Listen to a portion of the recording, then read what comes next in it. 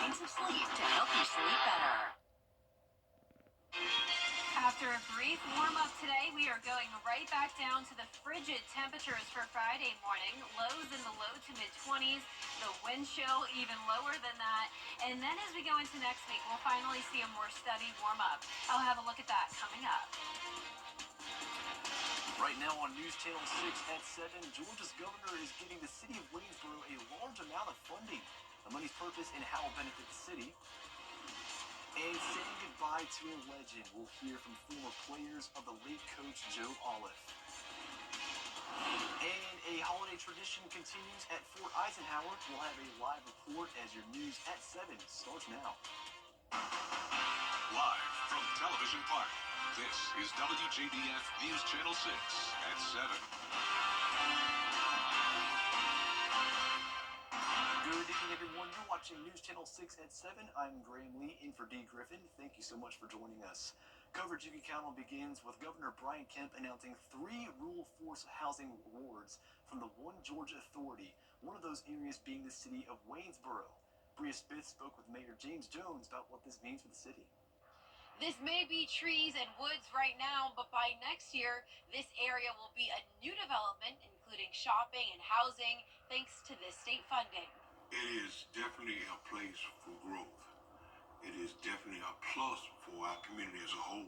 The city of Waynesboro was awarded more than $2 million in One Georgia funds to construct street, sewer, drainage, and water infrastructure. Mayor James Jones says he's grateful.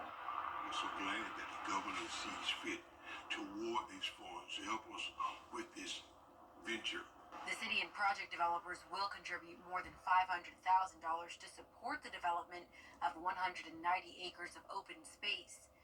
To help provide infrastructure, housing in small rural town America is a great need. Mayor Jones shares how this can not only keep current workers and families, but also attract others. Professional people like teachers, police officers, firefighters, a chance to live within the community. One of the things we've had by not having adequate housing, a lot of the upper echelon folks live in other counties because Waynesboro didn't have adequate housing. You can expect multifamily and senior developments, retail and commercial space. Shops, mom and pop stores, possible daycare, maybe a school, but you don't have single family homes, townhouses, maybe, all mixed together. 51 new housing units will come to this area, and city leaders are confident this will promote growth in this area in the years to come. In Waynesboro, Bria Smith, WJBF News Channel 6. It is time now for our first check of the weather. For that, we turn to our chief meteorologist, Jenna Petracci. Jenna, it's kind of a bouncing back and forth this time of year when it comes to the temperatures. What are you looking at? Yeah, I'm looking at a warm-up eventually, Graham, but in the meantime, we will see another huge drop in temperatures, and it all starts tonight. Here's a look at our Terry Lambert Hyundai Skyview cam outside of Television Park. We have clear skies and dry conditions. No rain today other than a few light sprinkles in the morning, with temperatures actually above average for a change and well above freezing. We started out with a low of 44 degrees in Augusta. High today made it to 65. Huge difference from what we had over the previous couple of days. Our temperature change map showing temperatures now 15 degrees warmer in Waynesboro compared to this time yesterday, 17 degrees warmer in Sylvania. So that puts us in the 50s for the most part, but we do have some upper 40s there in McCormick, 52 in Allendale, 53 in Louisville. Aiken, you're sitting at 51, Wrightsville 54, and 52 in Edgefield. So we had a high pressure over us for the first half of the week. That's now down in Florida. Then a cold front came through today. That's why we had the clouds this morning and the windy conditions. Now we have another high pressure coming in all the way from Canada, and that is driving in some very cold air for us tonight. Sustained winds up to around 5 to 12 miles per hour, and the gusts are currently up to around 20 to even 25 miles per hour. And earlier today we had gusts up to 30. So the winds are settling down a little bit, and by tomorrow morning I'm only expecting sustained winds around 5 to 6 miles per hour, but even that will just add to the already cold conditions we have, making it feel even colder because of that wind chill. But we'll be down to 25 degrees in Augusta at 6 a.m. and overall, we are going to see the cold temperatures as we go into the weekend, down to 21 on Saturday morning. But then check out Sunday. Not only will we have more cloud cover, but just like today, we will be back into the 60s. And then after that, it's possible we could even see some 70-degree days next week. I'll have a look at your full 10-day forecast coming up. But back to you, Graham. All right, Jenna, thanks. This week, the Augusta community is remembering the life of a longtime Richmond County coach and teacher. Former Glen Hills football coach Joe Olive died last week at age 85, and today I caught up with some of his former players who are honoring his legacy.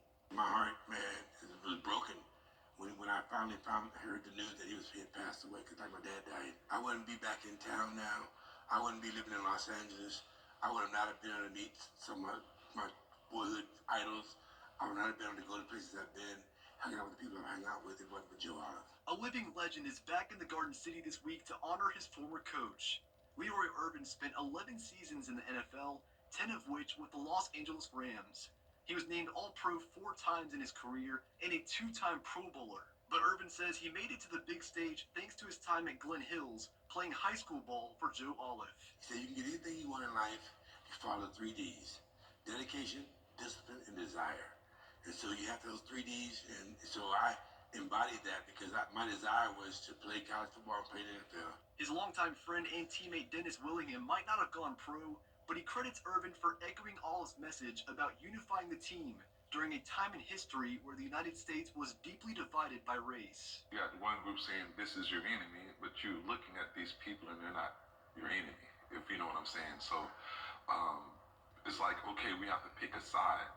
And I've always respected Leroy because Leroy says we're all on the same side. The Pro Bowler's efforts even got him a nickname that stuck with him ever since. Coach was echoing Coach Olive, and I said, you sound just like the Joe boy. Under Coach Olive, the Spartans didn't have a perfect season and not even a state championship. But almost 60 years later, his legacy lives on. And over the years, he showed me how fair of a coach he was, and fair of a person he was, and how good of a person he was. I wish there more people like him. They come along and coach these kids on moral standards. A former Augusta University basketball star who has made a difference on and off the court is being honored by his alma mater. 15 years after being a student athlete today, the Jaguars honored Garrett Seiler by retiring his number 21 jersey at halftime of the AU Payne College game. Seiler finished his 4-year career with 1,599 points and 797 rebounds. He's the only Augusta University basketball player to ever suit up in the NBA. He played 21 games for the Phoenix Suns in 2010 and 2011 season and several years overseas. It's honestly surreal still, seeing actual banners, seeing everything that's going up there. It took a lot of long nights, early mornings, a lot of great teammates, great coaching staff throughout the years. I never would have thought I would have been in this position. I've been from the red shirt guy that couldn't walk and chew bubblegum at the same time to being an All-American. And that's only through hard work. It helped being very tall, but through a lot of hard work and dedication, it just kind of got me to where I was. Seiler is the founder of Big G Hoops Foundation that provides meals on Christmas Eve. He also hosts an annual basketball camp for local youth. Tonight, the holiday season kicks off in Columbia County at Evans Town Center Park, and that is where we're going to take a live look at the Christmas tree lighting there, a really beautiful Christmas tree. There'll be live music and pictures with Santa until 9 p.m. Our very own Brandon Dawson will be the host at tonight's tree lighting ceremony, so make sure you get out there if you haven't already. Well, the streets of downtown Augusta will be filled with parade goers on Saturday, and WJBF will be broadcasting the event live on MeTV. The fun all starts at 2 p.m. Then on Sunday, December 8th, be sure to tune in at 3 p.m. WJBF will broadcast live on MeTV once again the Columbia County Christmas Parade at Evans Town Center Park. Well, Fort Eisenhower is also getting ready for the holidays with their annual Trees and Troops event and Christmas festival. Our Isabella Moody was there. This is the 20th annual Trees for Troops to help bring joy this holiday season to those who serve. They had around 300 trees to give away. The tree lighting ceremony happened around 6 with tons of other holiday festivities. There were holiday carolers and dances before the tree lighting. There is also pictures with Mr. and Mrs. Claus, a vendor village, a hayride through displays, a bonfire, kids' crafts, and more throughout the night. The holiday cheer, you've got families coming out. As we said, they're not necessarily with their loved ones, and this is the time of year you want to be with families. But as a community, we are a family. So those of you that have served or are serving now, this is a way to connect and be a military family. Launching the holidays, we'll have some other events outside the Trees for Troops here tonight, and this is just a way to give back and share that spirit with the families. Organizers are happy to bring a gift to those during this holiday season. In Augusta, Isabella Moody, WJBF News Channel 6. Coming up, police are still searching for the gunman who killed United Healthcare CEO. We'll have the latest on the investigation after the break. Hey there, George. Get ready for a frigid Friday morning with the wind chill all the way down into the teens. Then we'll start to see a warm up starting on Sunday and also some rain chances finally. I'll have all the details coming up after the break. It's Christmas time again at Carolina Pottery. Shop online today. At Tile Center, we'll work directly with you to help you select just the right products you'll need. Our staff has the expertise needed to assist homeowners, contractors, architects, and designers with any tile project anywhere in your home or office. At Tile Center, we bring your visions to life. Come see why for yourself at any of our locations at Tile Center or online at tilecenter.com. Your tile and stone experts. If you've been arrested for a DUI in Georgia, you may only have 30 days to protect your license or your privilege to drive here. Hi, I'm Tiffany Duncan of DUI Duncan, the DUI firm here in Augusta. Visit our website at DUIDuncan.com to see what we've done to help so many drivers. If you've been arrested for a DUI in Georgia, call me now for a free consultation. While the firm, of course, cannot guarantee results, we do guarantee hard work and fast action. Remember the name, DUI Duncan. The CSRA is full of amazing women. Women who inspire. Women who innovate. Women who lead. That's why News Channel 6 brings you Women to Watch. On the last Wednesday of each month, News Channel 6 recognizes local businesswomen who are making a positive impact in our community. Nominate someone today at WJBF.com. Sponsored by Goodwill. 'Tis the season to bring your home to life. Now, your most accurate forecast with WJBF Live Viper 6. Welcome back. I want to start out with a school shout out. Yesterday I visited Meriwether Elementary School over in Edgefield County, and this was actually my third time there over the past couple of years, and my second time visiting Mrs. Anderson's awesome first grade students. What a group of bright students. We actually have two very special ones here. This girl with the sparkly bow wants to be a meteorologist one day, and the boy here in the black sweatshirt knows a lot about local news, which was super impressive. He even knew that WJBF was located at Television Park. So we have a lot of big WJBF fans in that group. Every single one of them was so sweet and so smart. So thank you, Meriwether, for having me. But here's a look at our Terry Lambert Hyundai Skyview cam now into Aiken County. It's a nice, chilly night, clear skies, no rain, and just some cold temperatures in the forecast once again tonight. Dew point of 30 degrees, so we have dry air in place, and it's still a bit breezy. Northwest wind of 8 miles per hour. The reason for the high winds today was because of a cold front passage. You may have seen a few sprinkles earlier this morning. You can see those scattered light rain showers down around the Gulf Coast, and we have the big blue H taking over. So this is a polar front bringing in some Arctic air all the way from Canada. Upper 40s through mid 50s at the moment, so not too chilly just yet, but the winds are also going to play a factor in the forecast tonight. So we're still seeing gusts up to around 20, even 25 miles per hour. The winds will be lighter tomorrow, but still sometimes up to around 5 to 10 miles per hour for the sustained winds, gusts up to around 15, and that will just make it feel even colder. So your futurecast wind chill down to 18 degrees in McCormick and Saluda. There is a cold weather advisory in effect because of this. Lows won't be much warmer than that. So the actual air temperature between the low to mid 20s across the entire CSRA. So even our southern line counties cannot escape this cold this week. So at 7 a.m., it'll be feeling only like around 20 degrees in Augusta, still at the freezing mark by the 9 o'clock hour, but a nice sunny day tomorrow and just as cool as it was Tuesday afternoon, with highs only topping off in the mid to upper 40s. Now keep in mind, it could get even colder on Saturday morning, maybe some upper teens for lows. So if your pipes are sensitive to that, be sure to insulate them if you haven't already. Also, good idea to let some cold water drip from your faucets and open your cabinet doors. Tonight at 10 o'clock, you can see that north wind coming in, high pressure taking over as we head into the weekend. Once the high pressure moves over our area, winds will be calm on Saturday morning, but still just as cold. And then when the high pressure moves to the south of us, winds will also come in from the south, and that will warm us up back to 64 on Sunday, 70 degrees next Tuesday. But the warmer weather does come with the chance of rain, 40 to 60% next Monday through Wednesday, overcast days, and then another cool down starting next Thursday. Now back to you, Graham. All right, Jenna, thank you. Still ahead, we are going to be celebrating Black Excellence. We'll introduce you to the latest recipient of the Mary L. Jones Black Affirmation Award after the break. Access to proper Skyview Network is sponsored by Terry Lambert Hyundai. Low prices, big selection, and committed to quality customer service. Each month, we recognize inspiring Black individuals and organizations in the CSRA with the Mary L. Jones Black Affirmation Award.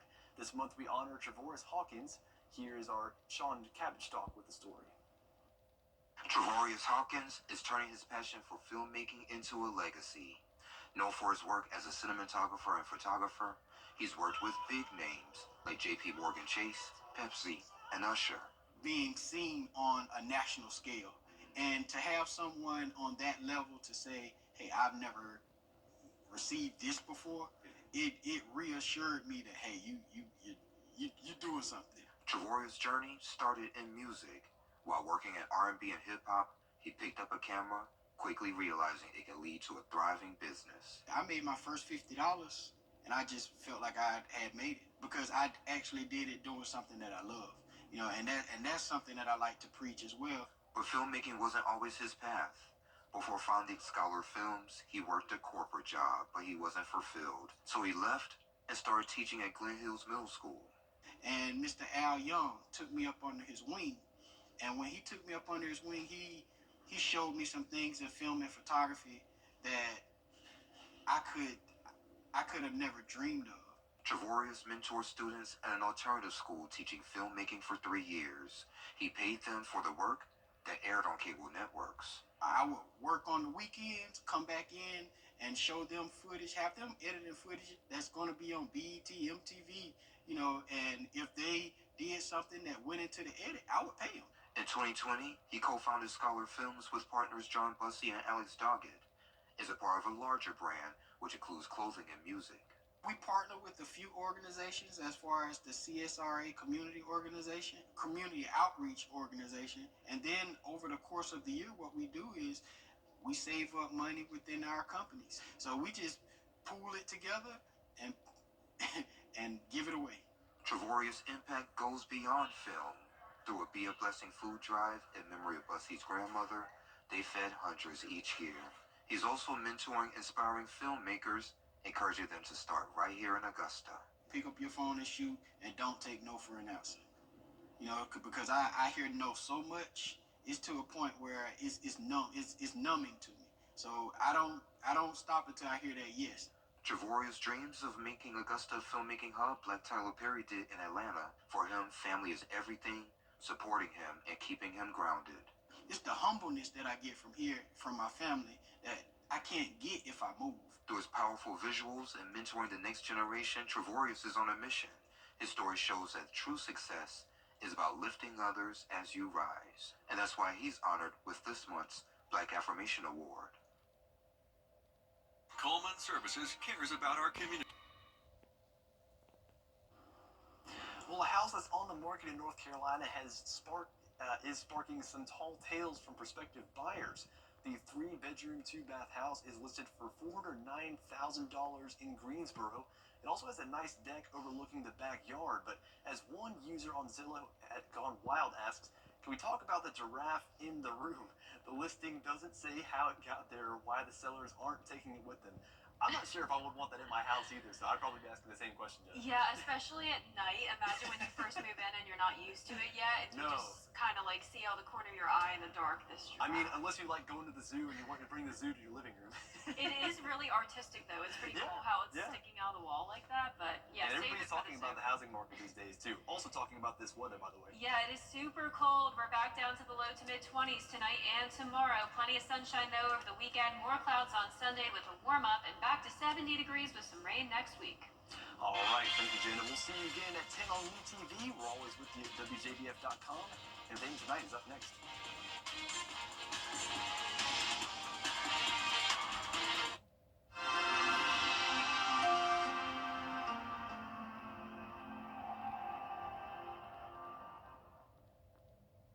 Are you suffering from sinus issues?